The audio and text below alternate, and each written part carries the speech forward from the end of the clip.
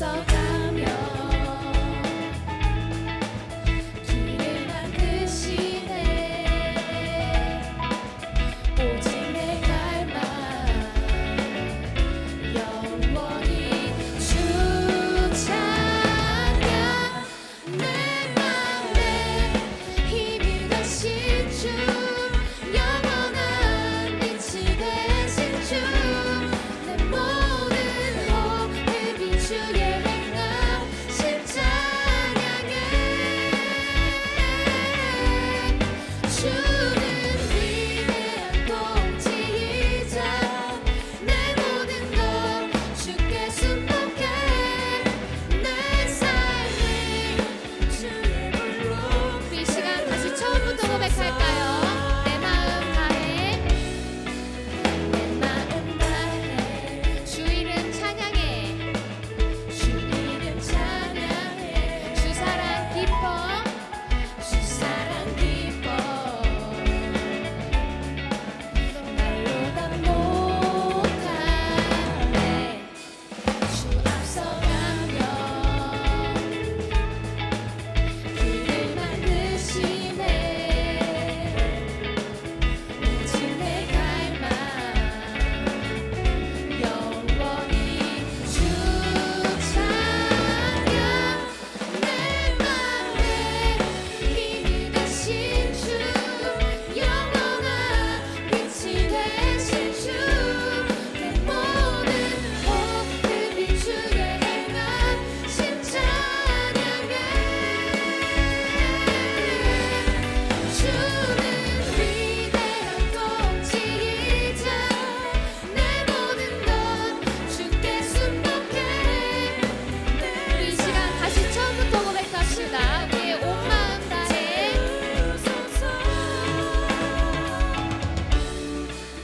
내 마음 다해 주 이름 찬양해. 주 사랑 기뻐 말로 다 못하. 주 앞서가며 길을 만드시네. 길을 만드시네. 오직 내 갈망 영원히 주 찬양. 내 맘에 힘이 되신 주, 영원한 빛이 되신 주, 내 모든 호흡이 주의 행하신 찬양해. 주는 위대한 통치이자 내 모든 것 주께 순복해. 내 삶을 우리 마지막으로 고백합시다. 내 맘에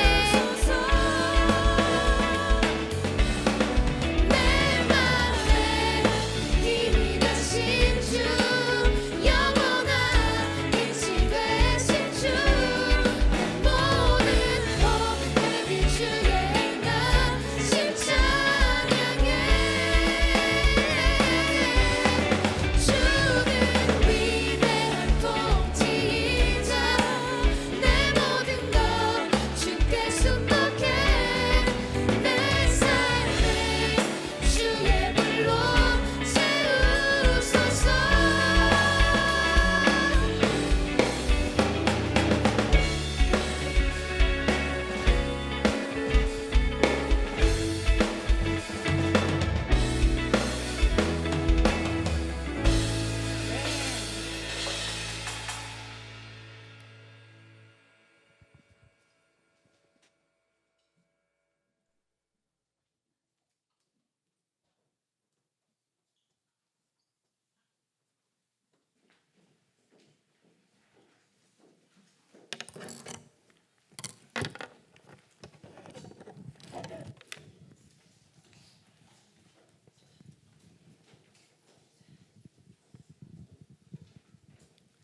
우리를 사랑하셔서 하나님의 형상으로 빚으시고 귀한 주의 자녀로 살아가게 하신 하나님 아버지, 감사와 찬양과 영광을 올려드립니다.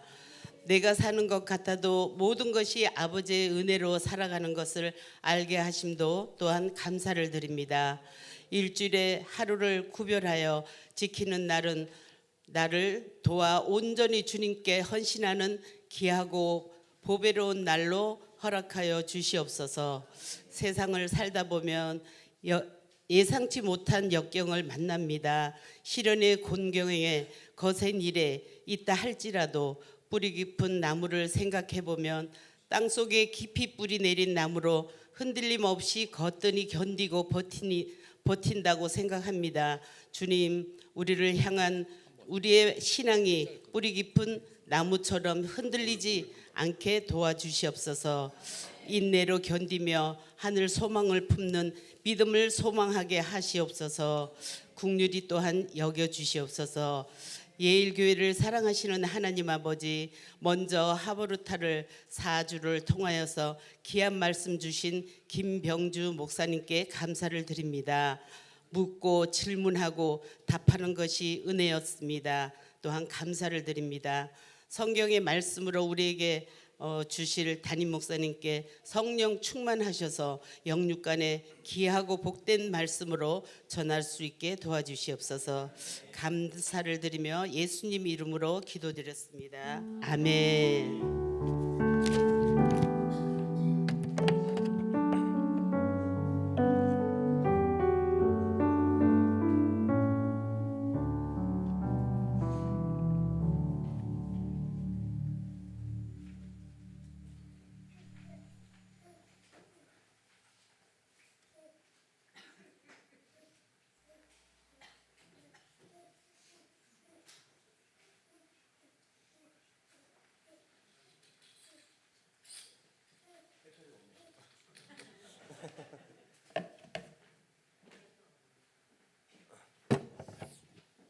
네, 반갑습니다.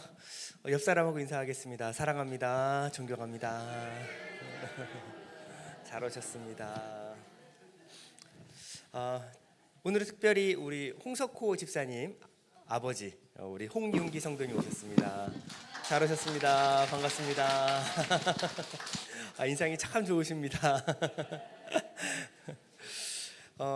오늘 성경 하부르타 강의가요 마지막 강의입니다. 오늘은요 저번 시간에는 성경 하부르타 하셨는데 참 다들 우리 그 목사님께서 예일교회가 이례적으로 너무 잘하신다고, 또 젊은 사람들도 그렇지만 뭐 나이 상관없이 하부르타를 너무 잘하셔가지고 저한테 입이 닳도록 칭찬을 하고 가셨습니다. 괜히 제가 어깨가 막 뽕이 들어가가지고 예일교회가 원래 그렇습니다 뭐 이러면서 이렇게 참 좋은 시간을 보냈습니다. 오늘 마지막 시간인데요 설교 하부르타입니다. 그래서 용지를 나눠드렸죠. 여기 보면 본문, 날짜, 설교 제목 적으시고요.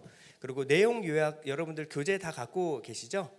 그렇지만 그 중에서도 여러분들이 중요하다 생각하는 내용을 한 두세 줄로 요약해서 적으시면 됩니다. 그리고 그 중에서 나의 질문이 있습니다. 배우신 분은 다 아시겠지만 얇은 질문, 처음에 제 설교한 내용 중에서 한 개를 적으시고, 그리고 두꺼운 질문, 상상 질문이죠. 거기에서 최소 6하 원칙 아래서 언제 어디서 누가 왜 무엇을 어떻게 했을까라는 어떤 질문에서 시작해서 여러분들의 다양한 상상을 하셔서 적어주시면 좋을 것 같습니다. 그리고 마지막 적용 질문, 만약에 나라면 어떻게 했을까라는 적용 질문까지, 그래서 한 가지 질문에 대해서 총 3가지에 대한 질문을 만들어 주시면 되겠습니다. 그래서요 맨 마지막에 적용, 실천, 메타 질문이 있습니다. 그래서 결론적으로 어떻게 적용할 것인가, 어떻게 실천할 것인가에 대해서 여러분들이 적어서 오후 예배 전까지 제출해 주시면요, 그 사진을 찍어서 카톡방에 올려주시면요, 오늘은 오셔서 제일 먼저 이것 보고 강의를 시작하신다라고 하시니까요, 꼭 참여를 부탁드리겠습니다. 2026년 필리핀 선교 모집하고 있습니다. 기간은요 2월 12일부터 21일까지 총 9일간입니다. 대상은 전 교인이고요. 만 15세 미만의 아동을 동반하실 경우는 반드시 부모님하고 부모님 중에 한 분과 동반해 주시길 부탁드리겠습니다. 참가비는 비행기 값 빼고 65만 원이고요. 훈련 프로그램이 있습니다. 뮤지컬, 뮤직 퍼포먼스, 문화 사역, 그리고 MTM 말씀 묵상 훈련, 이것으로 통해서 11월 넷째 주부터 훈련에 들어갈 예정입니다. 우리 기도 요청란 보시면요, 정란현 집사님 남편인 이제 송인데 제가 미스했습니다. 손이 아니고 송경수님이신데요. 공사 중에 사고를 당하셔서 다리와 허리에 부상을 입으셨습니다. 그래서 지금 현재 발목 수술하시고 재활 중이신데요. 빠른 완쾌와 회복을 위해서 여러분 기도 부탁드리겠습니다. 그리고 박환명님, 우리 조경옥 집사님 남편분이신데요. 나무에 올라갔다가 떨어지셔가지고 목을 다치셨습니다. 그래서 경추 신경이 지금 마비된 상태인데요. 지금 수술 중에 회복 중이시지만 이 신경이 돌아와야 좀 회복이 빨리 진행이 될 것 같습니다. 그래서 경추 신경이 감각이 회복될 수 있도록 여러분 기도 좀 부탁드리겠습니다. 우리가 사실 기도 부탁한다 하면 기도할 시간이 잘 안 날 수 있으니까 우리 지금 잠시 우리 기도하는 시간 가질까요? 우리 손경수님, 박환명님 위해서 잠시 기도하겠습니다. 다 같이 기도하겠습니다. 하나님 아버지, 주님, 우리 정란현 집사님 남편분 송경수님 공사 중에서 지금 다리와 허리 부상을 입었습니다. 지금 발목 수술 중에 수술 이후로 지금 회복 중에 있사오니 주님 우리를 만드시고 또 우리가 아픔을 채우라시는 주님, 우리 기도의 능력이 나타나게 해주시고 주님 한 살아계심과 하나님의 일하심 그리고 회복하심을 지금 경험함으로 말미암아 하나님 할 수 있도록 도와주셔서 주 이사님 남편 좀 낙상으로 사고에 인해서 수술 경추 신경이 좀 있었습니다. 주님 빨리 지금 회복될 수 있도록 주께서 잡아주시옵소서. 하나님 아버지, 우리가 살아가면서 일어나는 사고에 대해서 우리가 다 대비하지 못하고 살아가는 줄 믿습니다. 그러나 우리를 만드시고 지으시고 또한 우리의 고통과 아픔을 채우라시는 주님, 이 시간 우리 교회의 기도를 주님께서 들으셨사오니 기도의 능력으로 주님께서 일하여 주시고 이 순간 치료하여 주시옵소서. 하나님, 수술하고 재활하는 모든 의사의 손길을 주께서 붙잡아 주시되 무엇보다도 하나님께서 치료하시고 회복하시는 능력의 손길을 경험함으로 말미암아 하나님의 살아계심과 하나님의 일하심을 믿고 하나님께 돌아올 수 있도록 주님 역사하여 주시옵소서. 예수님의 이름으로 기도드립니다. 아멘. 10월 11월 교회 행사 안내 보시면요, 추수감사 예배가 있습니다. 11월 셋째 주 11월 16일인데요. 오전 예배 말씀은 김차국 원로 목사님께서 전해주실 거고요. 오후 예배는 순별 발표회가 있습니다. 그래서 열심히 다들 준비하고 계시는 줄 압니다. 기대하겠습니다. 필리핀 선교 훈련은 광고했기 때문에 생략하도록 하겠습니다.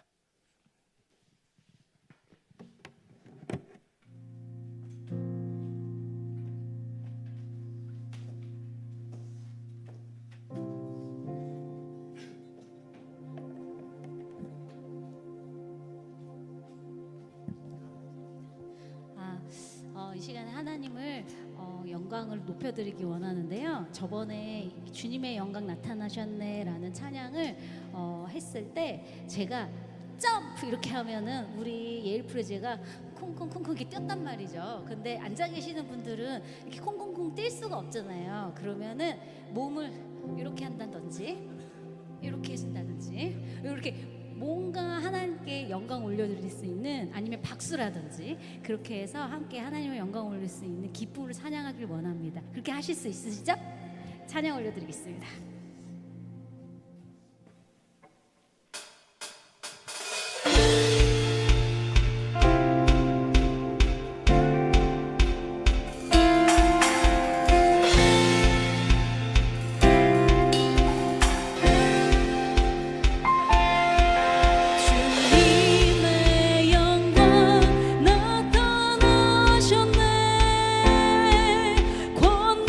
권능으로 임하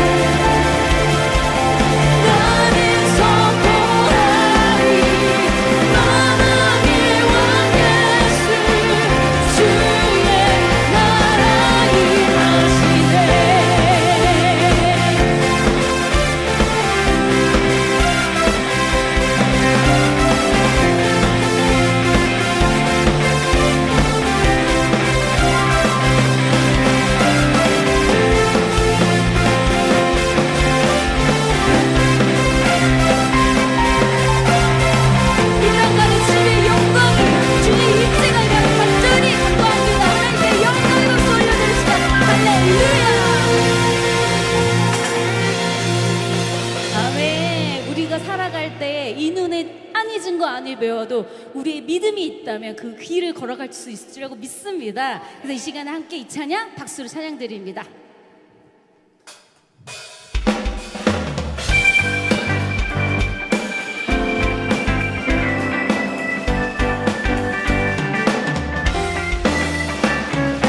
이 눈에 아무 증거 많이 빼어도 믿음만을 가지고서 늘 걸으며 이 귀에 아무 소리 아니 들려도 하나 여러분들만 이 눈에 아무 증거 아니 배워도 아무 증거 아니 되어도 믿음만을 가지고서는 걸으며 귀에 아무 소리 아니 들려도 하나님의 약속 위에서 걸어가세 믿음 위에 서서 나가세 의심 버리고 걸어가세 믿음 위에 서서 눈과 귀에 아무 증거 없어도 이 눈이 보기에는 어떠하든지 이미 얻은 증거대로는 믿으며 이 맘에 의심 없이 살아갈 때에 우리 소원 주 안에서 이루리 걸어가세 믿음 위에 서서 나가세 의심 버리고 걸어가세 믿음 위에 서서 눈과 귀에 커튼 소리로 삼아 주님의 거룩함을 두고 맹세한 주 하나님 아버지는 참 기쁘다 그 귀한 모든 약속 믿는 자에게 한 번 더 주님의 거룩함을 주님의 거룩함을 두고 맹세한 주 하나님 아버지는 참 기쁘다 그 귀한 모든 약속 믿는 자에게 능치 못할 무슨 일이 있으네 걸어가세 믿음 위에 서서 나가세 의심 버리고 걸어가세 믿음 위에 서서 눈과 귀에 걸어가세 믿음 위에 서서 나가세 의심 버리고 걸어가세 믿음 위에 서서 눈과 귀에 아무 증거 없어도 아멘 할렐루야. 저는 그렇게 생각해요. 사람은 가장 가까운 사람에게 행동하는 걸 보면 그 사람의 신앙력과 인성을 알 수 있다고 생각합니다. 저는 남편 잘 지적하진 않습니다. 하지만 남편을 가끔씩 지적할 때가 있어요. 뭐 이런 거 있잖아요. 집에 있는데 이렇게 창장이 있단 말이죠. 근데 그 창장을 너무 안 닫는 거예요, 오빠가. 왜 그 창장을 안 닫는지 잘 모르겠어. 이해가 안 돼. 그럼 난 지적을. 왜 저 창장을 안 닫냐? 나는 마음이 지금 심란하다. 저 창장이 열려 있어서. 근데 지금 17년 동안 안 닫아요. 안 고쳐져. 그래서 저게 왜 그럴까? 그럼 난 또 판단하게 되는 거야. 우리 신랑이 왜 무슨 일이 있었나? 왜 저걸 왜 안 닫을까? 그게 그렇게 어렵나? 그래서 지금 약간 반포기 상태인데, 그래서 저 혼자 있을 때 이렇게 닫아놓고 있으면 마음이 그렇게 평안할 수가 없어요. 진짜로. 그런 것처럼 저도 모르게 다른 이들을 판단할 때가 많은 것 같아요. 그래서 내 안에 이게 국률함이 없어서 그렇구나. 내가 남편을 국률한 마음이 있었다면 그거 창장 하나 열어놓는 거 그게 뭐가 문제된다고 그렇게 지적질하고 잔소리를 할까 그런 생각이 드는 거예요. 그러면서도 또 다른 이들이 이게 뭔가 행동을 했을 때 왜 저렇게 판단을 하고 저렇게 생각을 하지? 잘 이해가 안 되고 또 제 입에서 굉장히 나쁜 얘기가 나간단 말이죠. 그럴 때는 진짜 내 안에 주님의 국률함이 1도 없구나. 내가 용납할 수 있는 사랑이 나한테는 없구나.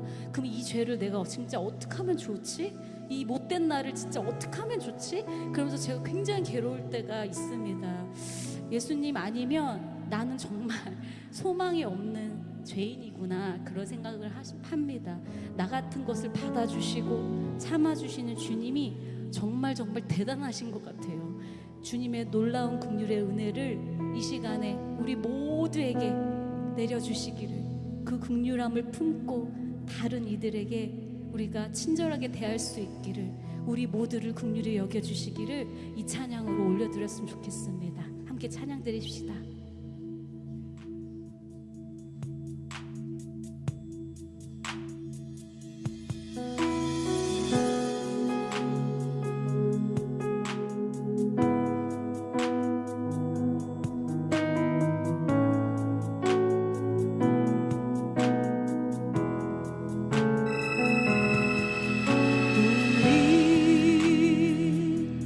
함께 기도해 주 앞에 나와 무릎 꿇고 긍휼 베푸시는 주 하늘을 향해 두 손 들고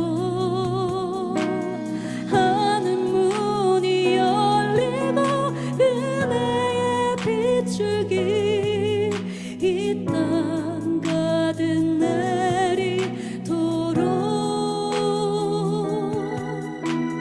마침내 주 오셔서 의의 빗줄기 우리 위에 부으시고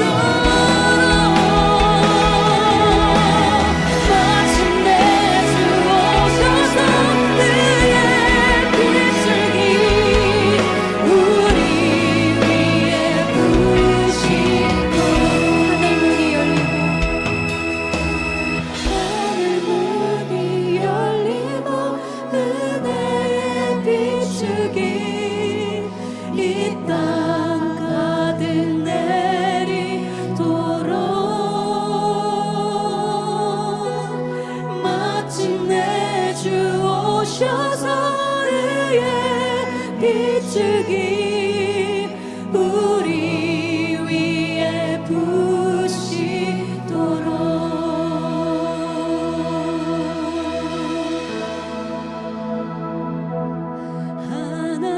하나님은 너를 지키시는 점 너의 우편에 그늘 되시니 낮에 해와 밤에 달도 너를 해치 못하리. 하나님은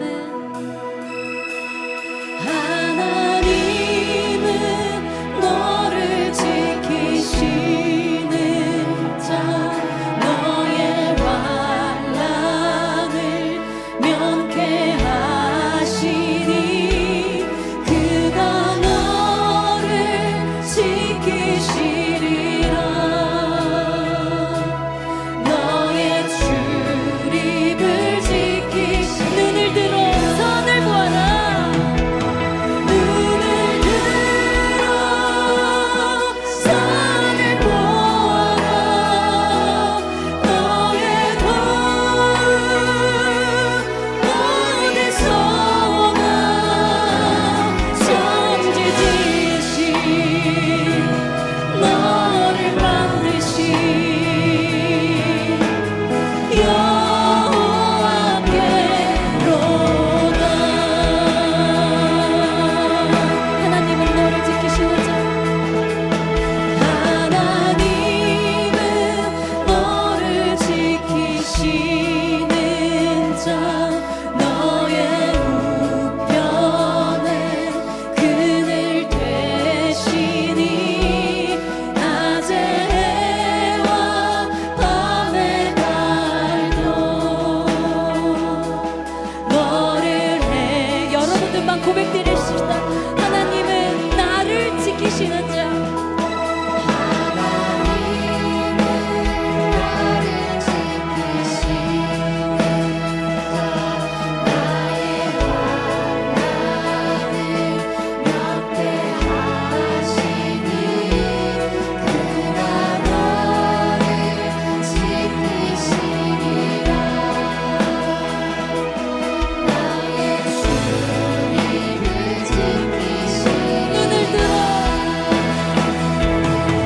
눈을 들어 산을 보아라.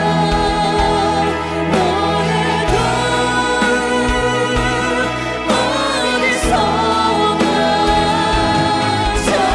천지지으신 너를 만드신 여호와께 눈을 들어 산을 보라.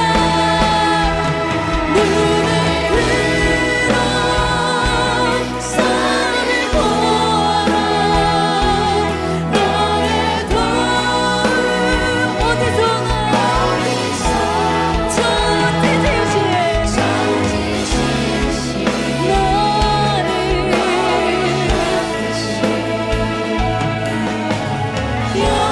여호와께 눈을 들어 산을 보아라. 눈을 들어 산을 보아라. 너의 도움 어디서 오나. 천지지으신 나를 만드신 여호와께로다.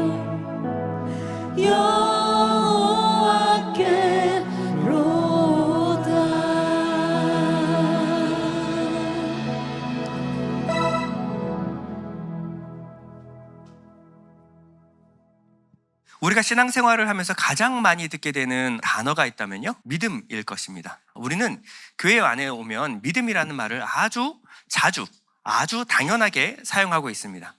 그러나 교회 밖에 있다가 교회 안으로 들어오신 분들에게 이 믿음이라는 단어는요, 굉장히 생소한 단어 중에 하나입니다. 아멘이라는 말이 무슨 의미죠? 맞습니다. 내가 믿습니다 라고 하는 아멘이 믿음이라는 말입니다. 그렇기 때문에 아멘까지 포함하면 우리는 일상적으로 믿음을 이야기하고 있습니다. 기독교에서 말하는 믿음이라는 것을 설명하기 이전에요, 오늘은 세상 사람들의 기준에서, 상식선에서 이 기독교의 믿음이 무엇인가에 대해서 한번 좀 생각을 해보는 시간을 갖는 것이 좋을 것 같습니다. 여러분 여행 좋아하십니까? 여행 좋아하시죠? 사실 편하려면 집에서 그냥 쉬는 게 가장 편하죠. 특히 해외여행 같은 것을 가면요, 일단 음식부터 입에 맞지 않고요, 말도 통하지 않고 문화도 내가 지금 살았던 문화하고 달라서 내내 불편함을 겪을 수밖에 없습니다. 그럼에도 불구하고 해외여행 좋아하시죠? 비싼 돈 들여서 해외여행을 갑니다. 왜 우리가 해외여행을 떠날까요? 자, 국내에서 경험해 보지 못하는 해외에 나가서 경험해 볼 만한 경험이 있기 때문에 그렇습니다. 바로 새로운 문화, 지금까지 우리가 익숙했던 문화를 떠나서 그 나라만의 새로운 문화를 경험하고 오는 것, 또 한 번도 체험해보지 못했던 어떤 볼거리, 먹거리를 경험해보고 싶기 때문에 우리는 해외여행을 갑니다. 이런 맛도 있네, 이렇게 사는 세상도 있구나, 여기는 이게 당연한 문화이구나를 경험하고 오면요, 우리가 익숙했던 세상으로 다시 돌아왔을 때 우리의 익숙한 것이 새롭게 보이는 일들이 일어납니다. 이것이 바로 여행이 주는 재미가 아닌가 생각을 해봅니다. 나한테는 당연하고 익숙한 것인데 이것이 모든 사람에게 다 당연한 것은 아니고 익숙한 것은 아니구나를 알게 되는 것, 이것은 일상을 보는 새로운 눈을 갖게 되는 것입니다. 그래서 시인이며 작가인 C.S. 엘리엇은요, 이런 말을 했는데요, 우리는 탐험을 중단하지 않을 것이다. 이 모든 탐험의 목적은 우리가 시작했던 곳으로 돌아와서 지금 현재를 새롭게 알게 되는 것이다. 반복되는 일상을 바라보는 눈은요, 일상에서 벗어나서 바깥에서 우리를 봤을 때 우리 일상이 보인다라는 거예요.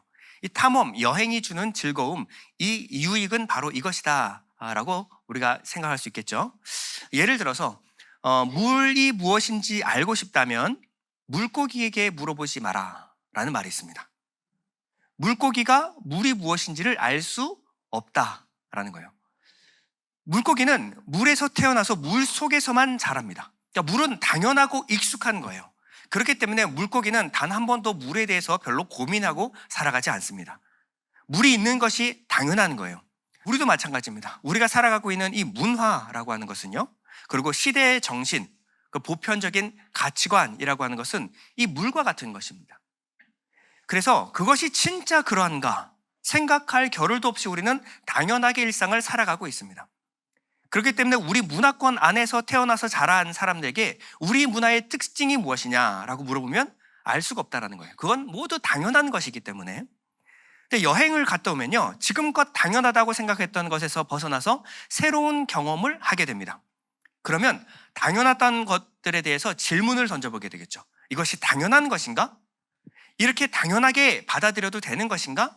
이렇게 되짚어보는 시간을 갖는 것. 자, 오늘은요, 지금까지 우리가 생각했던 당연한 것들에 대해서 한번 질문을 던져보고 되짚어보는 시간을 한번 가져보겠습니다. 어느 날 두 사람이 사막을 지나가다가 사막의 모래에 파묻혀 있는 시계를 발견했어요.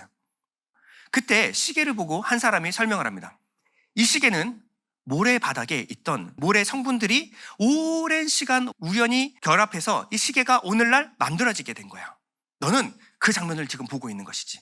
수백 년, 수천 년, 수억 년에 걸쳐서 이 시계는 만들어진 거야 라고 하면요, 그분 잘 돌봐주시기 바랍니다.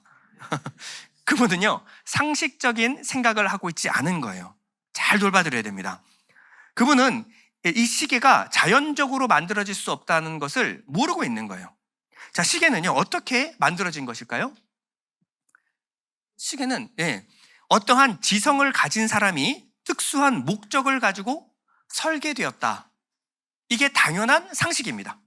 시계를 봤을 때 자연히, 우연히 그것이 만들어졌다. 이것은 상식에서 벗어난 생각입니다. 한 가지 더 예를 들어볼게요. 해변에서 수영을 하고 있는데 저 멀리 바다에서 생각지도 못한 고래도 아니고 잠수함이 떠올랐습니다. 잠수함을 보고 어떻게 생각을 해야 될까요?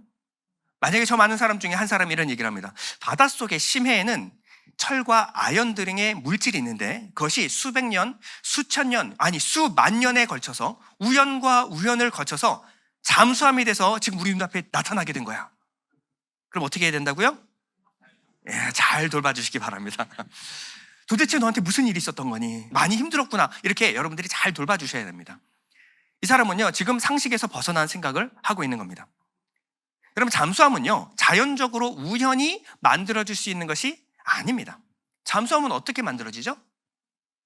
잠수함을 한 대를 만들려면 고도의 과학과 지성을 가진 이들이 모여서 어떠한 특수한 목적을 가지고 설계되어 만들어진 것입니다. 그렇기 때문에 이 그냥 쇠 덩어리가 물에 잠겼다가 떠올랐다가 자기의 어떤 목적을 다할 수 있는 것은요, 고도의 지성을 가진 사람이 설계했기 때문에 가능하다. 이게 상식적인 생각입니다. 어렵지 않죠? 여러분, 그렇죠? 예. 자, 사람의 기원은 어떨까요? 사람은 아메바에서 시작을 해서 아주 오랜 시간을 거쳐서 원숭이가 되었는데, 이 원숭이가 또 자연에 적응하다 보니까 또 돌연변이가 막 태어나서 오랜 시간이 지나서 지금의 사람이 되었다. 이상한 눈으로 보고 계시는데 이게 40억 년 동안 일어난 일이라고 한다면 가능하지 않을까요? 예, 처음에 그렇게 상상해 볼 수도 있습니다. 몰랐을 때는. 그런데 시간이 지나서 현미경이라는 것이 발견되고 현미경 기술이 발달되면서 DNA가 있다는 것을 발견하게 됐어요. DNA가 뭔지 아시죠? 예, 유전자. 이 DNA 하나에 들어있는 이 정보가 얼마나 되느냐? 500쪽짜리 책, 두꺼운 책이죠? 10만 권 분량의 유전 정보가 이 안에 들어가 있습니다. 이것은요, 대형 도서관 하나의 분량 정도 되는 거예요. 이 세포 하나에 여러분들의 모든 유전 정보가 다 들어있다는 거예요. 자, 다시 한번 물어볼게요.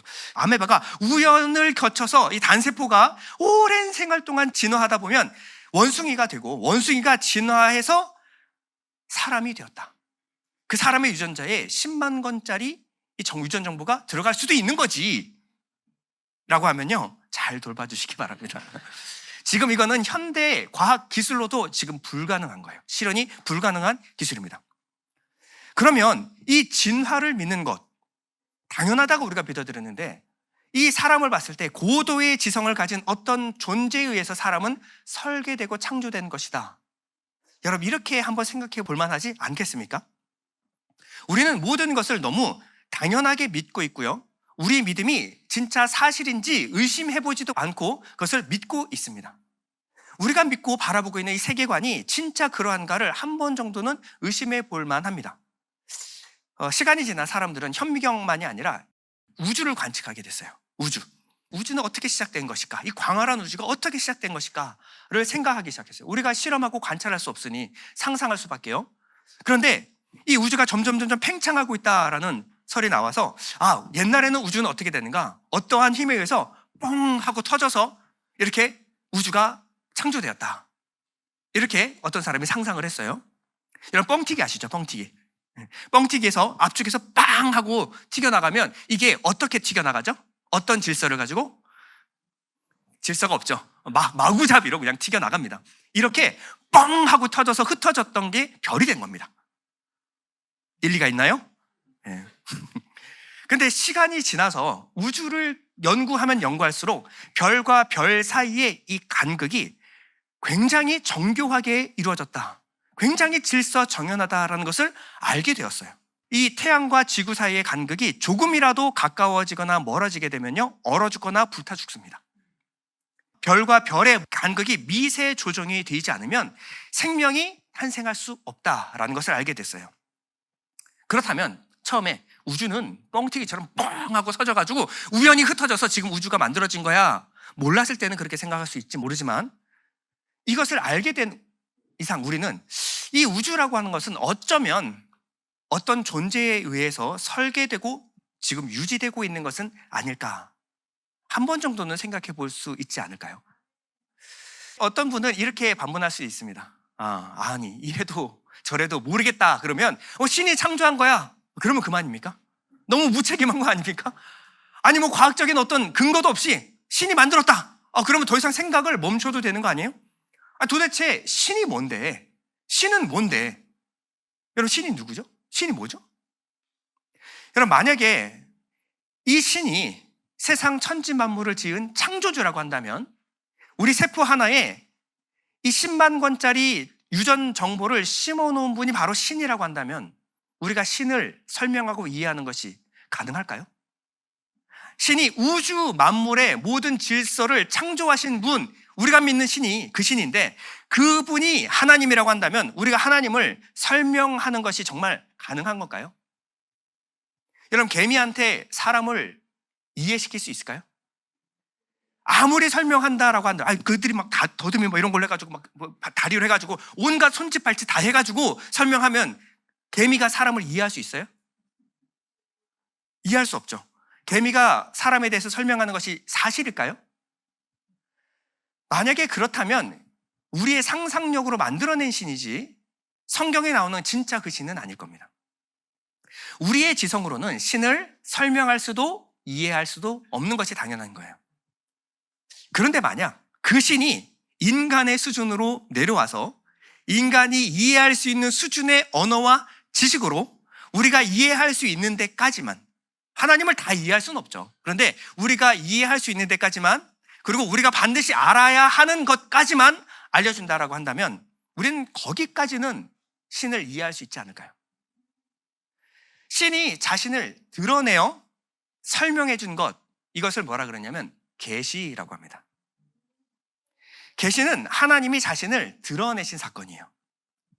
자신을 다 드러내도 우리가 다 알 수 없기 때문에 극히 일부를, 그리고 우리가 반드시 알아야 하는 것들만 우리에게 알려주신 것, 이것을 계시라고 합니다. 그리고 성경의 계시의 절정이 누구냐? 바로 예수 그리스도다라고 성경은 말하고 있어요. 이것은 하나님의 모든 말씀, 계시를 육신을 입고 있던 가운데 우리가 이해할 수 있는 눈에 보이는 것으로 설명해 주러 오신 분, 이분이 바로 예수 그리스도다라고 말하고 있는 거예요. 예수는요, 역사 가운데 실제 인물입니다. 기원 전과 기원 후가 이 예수 그리스도가 오심으로 인해서 나눠졌고요. 그리고 이 예수는요, 역사 가운데 등장해서 자신이 하나님의 아들임을 천명하셨습니다. 여러분, 히브리 개념에서 하나님의 아들은요, 하위 개념이 아니에요. 소의 새끼는 송아지, 말의 새끼는 망아지. 송아지와 망아지를 보면 소와 말의 특질과 유전 정보를 다 알 수 있어요. 동일 본체에서 나온 동일한 특성과 성향을 가지고 있기 때문에 아들이라는 말을 하는 겁니다. 그럼 이 예수님은요, 종교의 창시자도 아니고 세계 4대 성인도 아닙니다. 그분은 자신을 그렇게 소개한 적이 없어요. 예수님은 자신을 뭐라고 얘기하냐면 나는 하나님의 아들이다, 하나님이다 라고 말하고 있는 거예요. 나아가서 그분은 이런 말씀을 하셨습니다. 내가 곧 길이요 진리요 생명이니 나로 말미암지 않고는 아버지께로 갈 자가 없느니라. 그러니까 자신만이 유일한 구원의 길이다 라고 말하고 계시고요, 나를 믿어야 생명을 얻는다. 자, 요한복음 6장 40절 보면요, 내 아버지의 뜻은 아들을 보고 믿는 자마다 영생을 얻는 이것이니 마지막 날에 내가 이를 다시 살리리라 하시니라. 예수님은 종교 창시자가 아니에요. 그리고 우리를 더 착하게 만들려고 오신 도덕 선생도 아닙니다.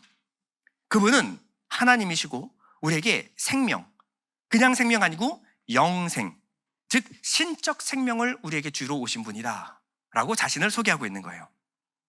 그리고 이 생명을 얻은 자마다 마지막 날에 내가 다시 살리랴, 새로운 육체를 입혀서 영원히 죽지 않는 존재로 다시 살려낼 것이다 라고 말하고 있어요. 여러분, 이걸 믿을 수 있습니까? 처음 오신 분들은 굉장히 당황하셨을 겁니다. 도대체 어디서부터 잘못된 걸까?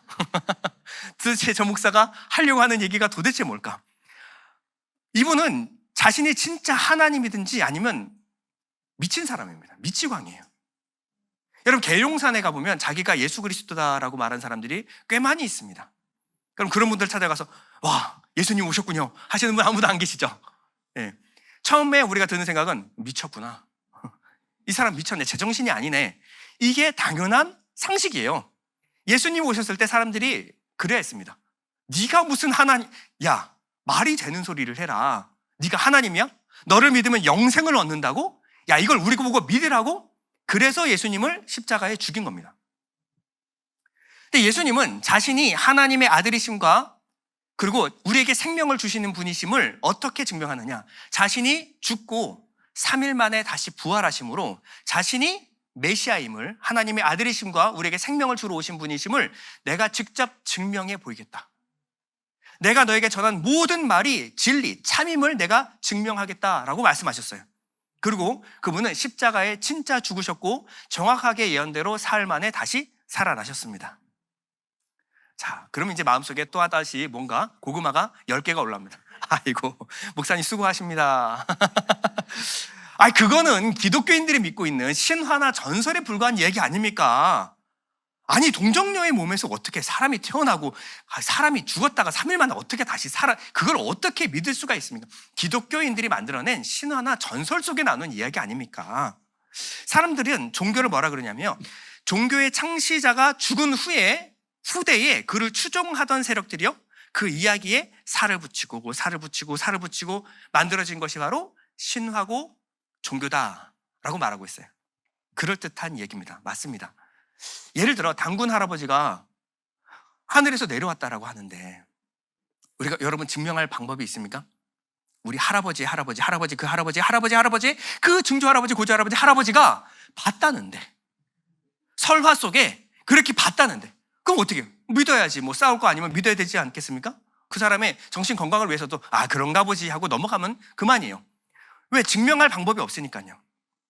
근데 예수 그리스도의 오심과 죽으심과 부활에 대해서는 이 종교가 되기에는 한 가지 문제점이 있는데, 뭐냐면 예수 그리스도의 부활을 신화로 만들기에는 증거들을 기록하기까지의 그 시간이 너무 짧다라는 거예요. 너무 짧다라는 겁니다. 자, 성경에 보면 사도행전이라는 것입니다. 사도행전은 예수님의 부활과 승천부터 기록하고 있어요. 제일 믿기 힘든 얘기, 부활과 승천부터 기록하고 있는 책입니다. 근데 이 사도행전의 기록 연대가 언제냐? 바로 기독교가 본격적으로 박해를 받기 전, 그러니까 로마 대화재 사건이 언제냐? AD 64년이거든요. 64년 전에 기록됐다라고 하는 것은 학자들 사이에서도 이견이 없습니다. 64년이라는 것은 예수님이 죽으시고 부활하신 후 30년 정도밖에 되지 않았을 때 사도행전이 기록됐다라는 거예요. 그런데 나아가서 사도행전을 기록하기 전에 누가는요, 누가복음을 기록합니다. 누가복음은요, AD 62년, 최소 62년경에 기록했다라는 거예요. 그러면 예수님이 부활하신 지 30년도 채 되지 않았을 때 누가복음을 기록했다라는 거예요. 근데 누가복음을 기록하기 전에 마가복음이 있습니다. 마가복음은요, AD 55년경, 그러니까 예수님이 부활하신 후에 20년 정도밖에 되지 않았을 때 마가복음을 기록했다라는 거예요.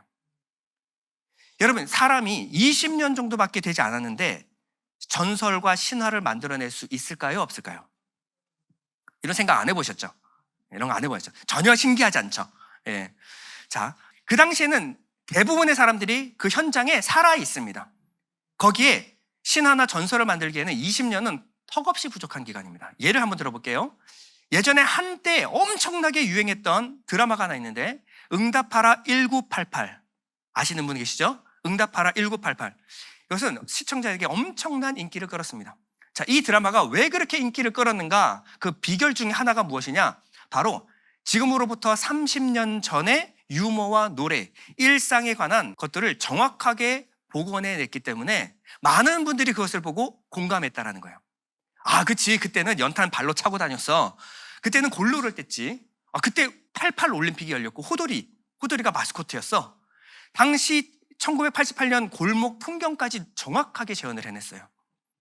여러분, 30년이 지나면 기억이 좀 가물가물할 만도 한데, 거의 30년 전의 유머를 대부분 사람들이 기억하고 있었고요. 30년 전에 유행했던 노래를 정확하게 기억하고 있었습니다. 30년 전에 썼던 어떤 물건들 다 정확하게 그 추억을 갖고 계셨어요. 훨씬 더 정확하게 기억하고 있었습니다. 여러분, 예전에 한남대교가 붕괴됐던 거 믿으십니까? 죄송합니다. 제가 거짓말을 할 수가 없죠. 성수대교가 붕괴됐대요. 믿어요? 어떻게 한강대교가 무너집니까? 이게 말이 되는 얘기예요?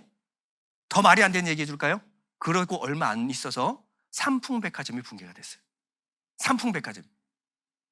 CG로 만든 거 맞죠? 서울, 강남, 한복판에 백화점이 무너졌다는 게 여러분 믿어져요? 이거 어떻게 믿습니까? 이걸 어떻게 믿어요? 이것은요, 우리가 당시에도 눈으로 보고도 믿기 힘든 사건이었어요. 근데 실제로 눈앞에 일어났고 그 현장을 본 수많은 사람들이 있었기 때문에 믿지 않을 수가 없는 겁니다. 실제로 일어난 사건이에요. 예수님의 부활도 마찬가지입니다. 복음서를 기록했던 그 시기는요, 예수님에 관해서 함부로 거짓말을 만들고 전설과 신화를 만들어내기에는 턱없이 기간이 짧았어요. 근데 그것을 목격한 목격자들은요, 그것을 눈으로 보고도 믿기가 힘들었어요. 근데 사실이고 실제 일어났기 때문에 기록한 겁니다. 정말 믿기 힘든 일이지만 자신도 처음에 믿지 않았지만 이것이 수많은 사람들 앞에서 보여졌기 때문에 그것을 기록한 거예요. 그래서 시카고 트리뷴 신문사에서 인정받던 기자였던 이 리 스트로벨이라는 분은요, 자기 아내가 기독교에 빠져가지고 있는 것을 보고, 야, 이거 안 되겠다. 이렇게 교회에 빠져가지고 안 되겠다. 기독교의 주장이 얼마나 터무니없는 것인지를 밝혀내고자 그 증거를 쫓아다니다가 쓴 책이 예수는 역사다라는 거예요. 예수는 역사다. 그 책의 이 저자는요, 덴버 신학교의 유명한 신학학 교수인 크레이그 블롬버그와의 대담 내용을 이렇게 기록하고 있습니다. 사도행전과 복음서의 관계에 대해서 이야기를 하다가 이런 얘기를 교수가 덧붙였는데요. 가장 초기인 알렉산더 대왕의 전기 2편은 그가 죽은 지 무려 400년 이상이 지난 후에야 아리안과 플루타크에 의해서 쓰여졌습니다. 하지만 놀랍게도 지금의 역사가들은 그 자료를 일반적으로 신뢰할 만하다고 여기고 있습니다. 그렇기 때문에 복음서가 예수의 생애가 끝난 후 30년 혹은 60년 뒤에 기록되었을지라도 알렉산더의 경우와 비교해 볼 때 그 정도의 시간은 충분히 무시할 만합니다. 그 점은 거의 논쟁할 만한 가치가 없습니다. 여러분 중에서 혹시 알렉산더가 가상의 인물이다라고 생각하시는 분? 제가 잘 돌봐드리겠습니다.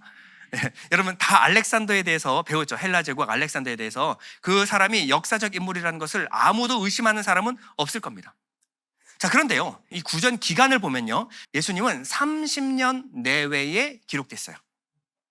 무하마드, 마호멧은요 135년. 135년이라고 하면 후대에 의해서 구전으로 기록된 겁니다. 그렇죠? 그 사람이 죽고 난 뒤에 135년 후에. 근데 공자와 알렉산더는요, 그 사람이 죽고 난 뒤 400년 후에 기록이 됐어요. 400년. 근데 석가모니는요, 그 사람이 죽고 난 뒤 600년 후에 기록이 됐습니다. 이 정도 되면 신화와 전설로 만들기엔 충분한 기간입니다. 600년 정도 되면 전설과 설화로 만들기에 충분한 기간입니다. 근데 예수님은 몇 년이라고요? 30년. 복음서 기록자들은요, 이것을 어떤 신화와 전설로 기록하는 것이 아니라 이것을 너무나 확신 있게 기록하고 있다는 거예요. 그래서 누가복음은요, 이 누가복음을 기록할 당시에 수많은 사람들이 예수의 삶을 직접 목격한 사람이 있다라고 기록하고 있습니다. 누가복음 1장 1절 보면요, 우리 중에 이루어진 사실에 대하여 처음부터 목격자와 말씀에 일꾼된 자들이 전하여준 그대로 내력을 저술하려고 붓을 든 사람이 많은지라. 그 모든 일을 근원부터 자세히 미루어 살핀 나도 데오빌로 각하에게 차례대로 써보내는 것이 좋은 줄 알았노니 이는 각하가 알고 있는 바를 더 확실하게 하려 함이라. 자, 데오빌로 각하가 알고 있어요. 이 내용을 모르는 사람은 간첩이에요. 수많은 사람들이 그 사실에 대하여 목격자들이 진술해준 그대로 저술하려고 붓을 든 사람이 많아요. 근데 너무 많은 저술들이 있다 보니까 이것을 어떻게 자세히 살펴서 순서대로 정리하기 위하여 누가복음을 기록했습니다 라고 지금 누가복음을 소개하고 있는 겁니다. AD 55년에 바울은요, 고린도 전서에 이렇게 말합니다. 장사 지낸 바 되셨다가 성경대로 사흘 만에 다시 살아나사 게바에게 보이시고, 베드로입니다. 후에 12 제자에게와 후에 500여 형제에게 일시에 보여졌나니 그 중에 지금까지 대다수는 살아있고 어떤 사람은 잠들었습니다. 그의 야고보에게 보이셨으며 그의 모든 사도에게요, 맨 나중에 만삭되지 못하여 난 자 같은 내게도 보이셨느니라. 그 중에 지금까지 대다수는 어떻게 됐다? 살아있다. AD 55년경에 그들은 아직 살아있다. 자, AD 65년경 베드로는요, 베드로 후서에 이렇게 기록합니다. 1장 16절을 보면요, 우리 주 예수 그리스도의 능력과 강림하심을 너희에게 알게 한 것이 교묘히 만든 이야기를 따른 것이 아니요 우리는 그의 크신 위엄을 친히 본 자라. 교묘히 만든 전설과 설화가 아니라 우리는 친히 그 부활하신 모습을 본 사람이다, 증인이 있다라는 거예요. 이런 법정에서도요, 여러 면의 증인들이 처음부터 끝까지 일관되게 구체적으로 진술을 하면요, 그것은 결정적인 증거로 채택할 수가 있습니다. 그리고 이 기록, 우리가 알고 있는 이 기록뿐만 아니라 이 기록이 얼마나 많은지, 신약 성경의 사본 개수가요, 헬라어 사본 개수만 하더라도 5,686개가 있고요. 그리고 흩어진 사본의 개수까지 합하면요, 100개, 1000개 아니라 10,000개 있을까요? 10,000개? 어떻게 기록이 10,000개가 있어요? 24,000여 개에 달합니다. 이 기록물의 양은요, 다른 역사 기록물과 비교했을 때 비교가 되지 않을 정도로 많은 분량입니다. 안 믿는 분들은 이렇게 질문할 수 있어요. 아이고, 성경을 가지고 그것을 증거로 채택하시면 어떻게 합니까? 그것은 기독교의 정경 아닙니까? 성경을 증거로 채택하는 것은 짜고 치는 고스톱이죠. 본인들이 믿는 성경을 증거로 제시하다니요. 그러면 기독교인이 아닌 다른 비기독교인들이 쓴 증거 자료는 없을까요? 있습니다. 당시 유대인들은요, 기독교인들을 박해했고요, 예수님의 부활을 함구하기 위하여 이 제자들 그리고 교회들을 핍박하고 죽일 정도로 기독교에 대해서 적대적인 사람들이었습니다. 근데 그들도 예수 그리스도가 살아계셨다라는 역사성과 예수님이 하신 기적에 관해서 부인하고 있지는 않습니다. 그들은 미시나와 탈무드를 자신의 경전의 일부로 받아들이고 있는데, 이 미시나와 탈무드에도 예수는 역사적인 인물이며 예수가 기적을 행했다라고 분명히 언급하고 있습니다. 요세푸스의 고대사에 보면요, 예수님에 대해서 이렇게 짤막하게 소개하고 있습니다. 뭐라고 했냐면, 실로 그는 경이적인 일을 행했으며 그가 사흘 만에 다시 살아나 그들에게 나타났다. 유대인도 이 사실이 실제 일어난 사건임을 기록하고 있어요. 자, 유대인뿐만 아니라 당시 이방인이었던 로마인들 중에서는요, 탈루스, 타키투스, 수에토니우스, 소플리누스의 기록에도 예수 그리스도가 등장합니다. 가장 최초의 로마 역사를 기록했다라고 알려진 이 플리니는 이렇게 기록하고 있는데요, 그리스도라는 이름에서 유래한 예수는 디베리아 영토에 살았고 로마의 행정 총독 본디오 빌라도에 의해 처형되었다. 사도신경 얘기하는 게 아니라 역사 기록물입니다. 115년경 쓴 이 타키투스의 기록은요, 이 사람 타키투스는 기독교에 대해서 혐오감을 갖고 있던 사람이에요. 기독교인을 혐오하던 사람이었어요. 근데 그가 쓴 로마 제국 흥망사에는요, 그리스도에 대해서 이렇게 기록합니다. 그리스도는 티베리우스 황제가 통치하던 시기에 공생애를 살았다. 그리스도가 죽임을 당할 당시의 로마 총독은 본디오 빌라도였다. 마태복음, 사도행전에 나오는 기록이죠. 그리스도는 죄인으로 처형되었다. 누가복음에 나오던 기록이고요. 이 일은 유대에서 일어났다. 마가복음의 기록입니다. 예수가 부활했다는 소식은 예루살렘에서 시작하여 로마로 역병처럼 번져나갔다. 사도행전에 기록된 내용과 동일한 내용을 정확하게 기록하고 있습니다. 이것이 바로 내적 증거 그리고 외적 증거예요. 자, 그리고 정황적 증거도 있습니다. 자, 영국의 기자였던 프랭크 모리슨이라는 사람이 있는데요, 이 사람도 기독교의 이야기가 얼마나 허구인지를 조사하다가 예수를 믿은 사람이에요. 그 사람은 무슨 책을 썼는가? 예수님의 무덤 앞에 있는 이 돌을 누가 옮겼는가라는 책을 썼는데요, 이 책에서 그는 이렇게 얘기합니다. 거짓말을 조사하기 원한다면 당시로서는 아주 간단한 방법이 있습니다. 제자들을 잡아서 고문하면 됐습니다. 그러면 서로 다른 말이 나오기 마련입니다. 자, 이 방에 베드로 가다 놓고 이 방에 요한 가다 놓고 서로 간에 물어보는데 서로 다른 말을 하면 거짓말이라는 거예요. 왜냐하면 사람은 본능적으로 자기가 만들어낸 거짓말에는 목숨을 걸지 않기 때문입니다. 너 사실대로 말하지 않으면 죽일 거야. 요한은 이미 자기가 거짓말이라고 고백했어. 너도 거짓말이라고 말해. 이런 거죠. 자기가 만약에 거짓말하고 있다면 요한이 거짓말이라고 그랬어? 걔가 배신을 했네. 맞아요. 우리가 짜고 치는 고스톱이었습니다. 거짓말했어요. 자기가 만들어낸 거짓말에 목숨을 걸 사람은 아무도 없다라는 거예요. 자기들이 만들어낸 거짓말에 예수님의 11제자 전원이 다 비참하게 순교할 수는 없는 일이었습니다. 거짓말을 위해서 모두 배신하지 않고 끝까지 버티다 순교하기란 현실적으로 불가능한 일입니다. 그것은 상식적으로 말이 안 됩니다. 일리가 있나요? 예수님의 11제자와 나중에 부활의 증인으로 합류한 마띠아까지 12제자들은요 모두 다 예수 그리스도의 부활을 증거하다가 순교했습니다. 자, 베드로는요, 십자가에 거꾸로 못 박혀서 순교했고요. 안드레는 X자형 십자가에 매달려서 죽었습니다. 야고보는 칼로 목 베어 순교했고요. 빌립은 기둥에 매달려서 순교당했습니다. 바돌로메는 거꾸로 십자가에 매달려서 순교했고요. 그리고 도마는 창에 맞아서 순교당했습니다. 마태는 목 베어 순교당했고요. 야곱은 성전에서 떨어뜨려서 순교당했습니다. 시몬은요, 활에 맞아서 순교당했고, 유다도 활에 맞아서 순교를 당했습니다. 마띠아는요, 돌에 맞아서 순교당했고요.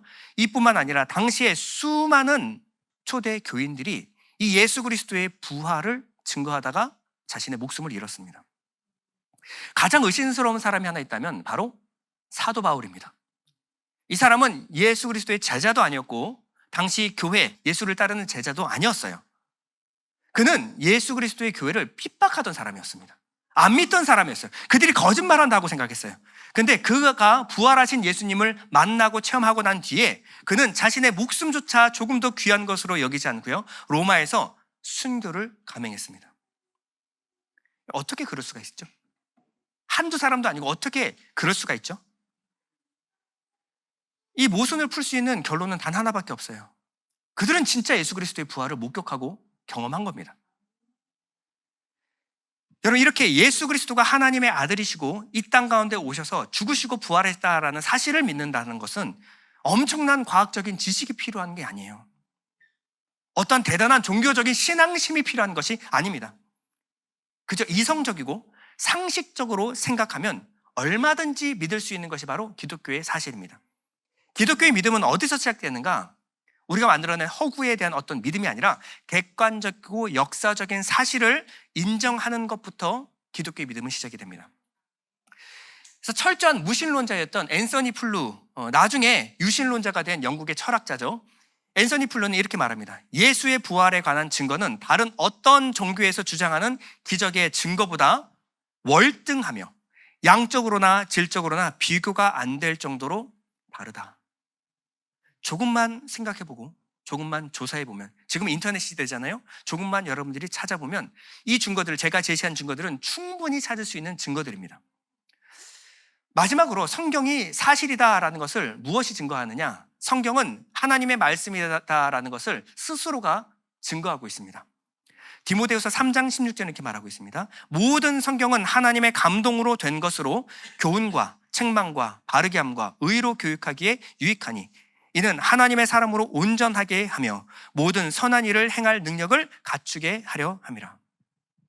성경을 읽으면요, 성경을 읽고 자신의 삶과 인격이 변화되었다라고 하는 고백하는 수많은 사람들을 만나게 됩니다. 성경 안에 있는 인물만이 아니라 지금도 성경은 스스로를 권위를 가지고 능력을 가지고 사람의 삶을 변화시키고 있어요. 그 증인들이 어디 있냐? 바로 여기 앉아 계신 여러분들입니다. 이 성경이 하나님의 말씀임을 알고 깨달아서 그 말씀을 진지하게 묵상한다면 여러분들의 삶이 변화되고 바뀐다라는 거예요. 오늘 우리는요, 기독교에서 말하는 믿음이라고 하는 여행을 같이 떠났습니다. 그리고 이 본문은요, 오늘 이 믿음에 대해서 이렇게 말하고 있는데요, 17절에 보면 복음에는 하나님의 의가 나타나서 믿음으로 믿음에 이르게 하나니 기록된 바 오직 의는 믿음으로 말미암아 살리람과 같으니라. 우리가 이 역사적인 사실을 믿는다라고 하는 것은요, 그냥 믿음에서 끝나는 것이 아니에요. 진짜 일어났구나, 하나님의 아들이심을 죽으심과 부활하심으로 증명해 내셨구나, 그렇다면 그분이 말씀하신 모든 것이 진리, 사실이구나를 알게 되면요, 또 다른 믿음으로 발전하게 됩니다. 왜 오셨지? 하나님이신 그분이 왜 인간의 육체를 입고 이 땅 가운데 오셔야만 했지? 왜 죽으셔야만 했을까? 왜 부활하셨지? 그것을 통해서 우리에게 알리고자 하는 것이 무엇일까? 고민하면요, 이 복음에 관한 지식은요, 하나님의 의가 나타나서 그저 알므로 끝나는 것이 아니라 세상을 바라보는 새로운 눈을 우리에게 가져다 줍니다. 이 믿음에서 믿음에 이르게 하는 여정은요, 시작은 뭐 대단한 어떤 종교적인 믿음이 필요한 것이 아닙니다. 그냥 객관적이고 역사적인 사실을 받아들이는 것, 여기서부터 시작하는 거예요. 기독교의 믿음은요, 사실을 사실로 믿는 겁니다. 이 여행의 첫 발을 떼는 것은요, 자그마한 용기가 필요합니다. 그러나 용기 내서 도전해 보시기 바랍니다. 여러분들에게 새로운 세계가 열어질 것이고요. 새로운 삶을 향한 설레는 여정이 시작될 것입니다. 우리 잠시 눈을 감겠습니다. 오늘 우리는 믿음에 관해서 우리가 살펴봤습니다. 우리가 믿고 있는 기독교의 믿음은 어떤 전설이나 설화를 믿고 있는 것이 아닙니다. 역사 가운데 실제로 예수님은 AD와 BC를 나누며 이 땅 가운데 오셨고, 그리고 죽으시고 부활하심으로 말미암아 하나님의 아들이심과 우리에게 생명을 가져다 주실 메시아이심을 우리에게 증거하셨습니다. 여러분들이 이 사실을 믿으십니까? 하나님, 내가 믿고 있는 것이 사실임을 믿습니다. 왜 예수께서 나를 위하여 죽으셔야만 했습니까? 왜 하나님이신 그분이 이 땅 가운데 초라한 모습으로 오셔야만 되겠습니까? 하나님, 예수 그리스도의 그 사실을 통하여 하나님의 사랑을 잃게 하여 주옵소서. 우리 잠시 기도하겠습니다. 믿고 신뢰할 때에 이 믿음이 더욱더 올바르고 성장할 수 있어 우리와 함께하여 주시옵소서.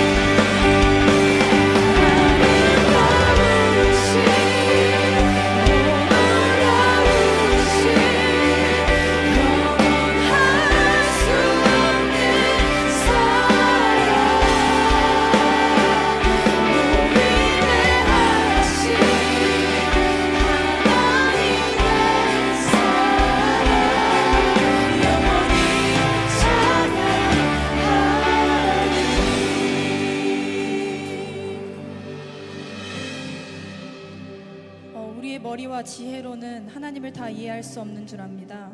하지만 우리에게 예수 그리스도를 보내셔서 우리의 수준으로 낮아지시고 하나님을 계시하여 주심에 너무나도 감사합니다. 이 시간 말씀을 통해 우리가 그저 맹목적인 믿음이 아니라 실제적 사건을 통해 또한 역사를 통해 진실로 예수 그리스도의 부활하심이 실제였음을 다시 한번 기억하게 됩니다. 주님, 우리가 성경을 사실대로 믿습니다. 그리고 그것이 사실이기에 우리의 믿음이 일하여 우리의 삶이 변화되었음을 고백합니다. 하나님, 이 시간 이 믿음의 시작이 우리를 더 큰 믿음으로, 더욱더 확실하고 온전한 믿음으로 이끌어가 주십시오. 하나님, 이 시간 이 믿음을 시작하기 원하는 자들에게 영적인 눈이 열어지고 주님을 볼 수 있는 은혜를 허락하여 주세요. 예수님의 이름으로 기도드립니다.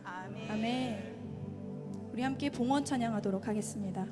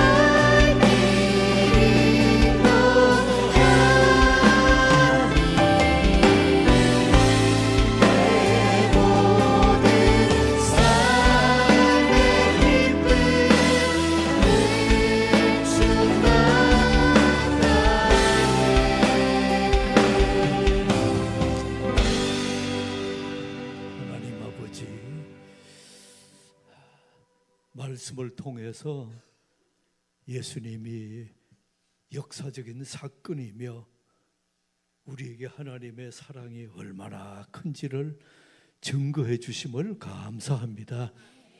하나님 아버지, 참으로 믿어라, 예수 믿어라.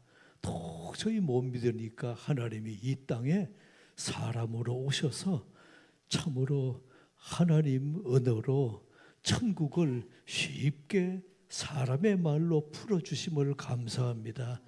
믿음으로 오늘 귀한 말씀을 받고 예수님의 그 살아계심과 예수님이 바로 이 땅에 오신 하나님인 것을 믿는 믿음으로 더 깊이 우리 교우들의 심령 가운데 새겨지는 말씀 되게 하여 주옵소서.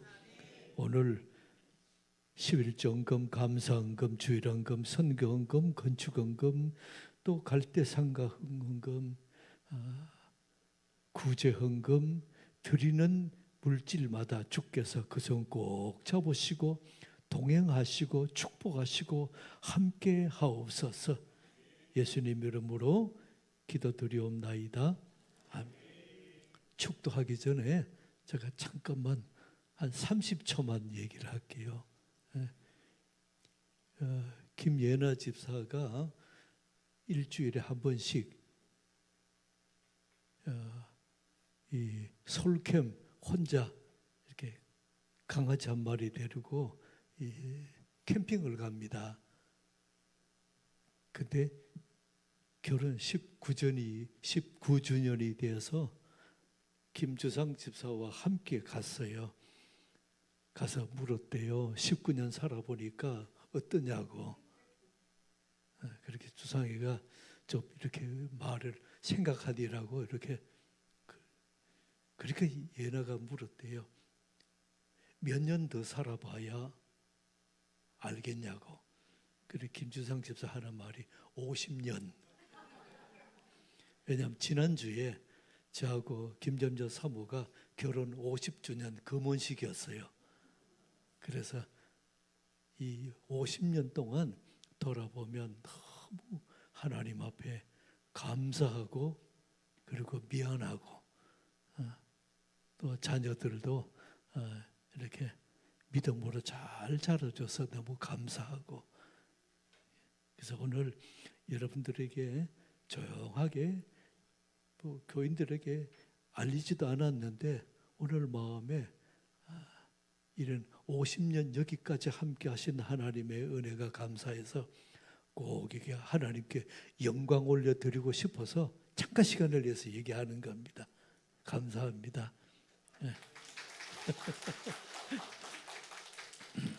지금은 우리 구주 예수 그리스도의 무한하신 은혜와 하나님의 크신 사랑하심과 성령의 감화 감동 내주 교통하심이 주께서 우리를 사랑하셔서 예수 그리스도 보배로운 예수 그리스도를 이 땅에 오셔서 증거하시고 또 죽으시고 부활하심으로 참으로 우리의 눈을 열어주시기 원하는 그 놀라운 비밀을 가르쳐 주신 오늘 말씀을 또 지식적으로 또 여러 가지 증거로 말씀해 주신 김재원 목사님의 그 심령 가운데도 뜨거운 예수 그리스도의 처음이 함께 싸우니 우리들도 더 깊이 경험하는 복된 은혜가 우리 앞날 계속 동행해 주시기를 예수 이름으로 간절히 축원하옵나이다.